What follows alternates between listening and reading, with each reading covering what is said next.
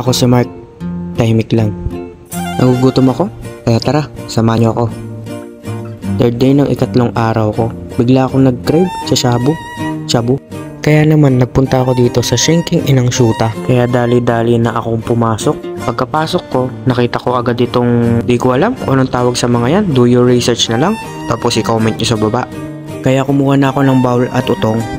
Tong pala. At inipit ko na ang favorite kong balls. Pagkatapos, kikiluhin ang mga kinuha mo. 1 kilo is 70 dirhams. Kung sa peso naman, 70 dirhams times 15 equals 900 sa peso. Tapos nang maghintay yung matabang mama.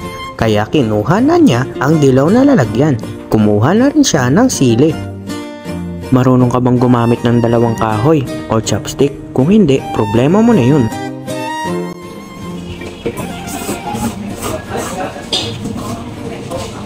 Sa mga hindi nakakaalam, dito nga pala kinukuha ni Naruto ang chakra niya. Kaya kapag nangihina tuhod mo at di ka makabayo, kain ka lang nito. Siguradong gising pati kapitbahay nyo. Ay, busog na ako. It's time to go home. Sa totoo lang, nagmamadali na ako. Bigla akong nakaramdam ng tawag ng kalikasan. Nasayang ko na naman ang oras nyo sa panonood. Ako si Mark, tahimik lang. Paalam!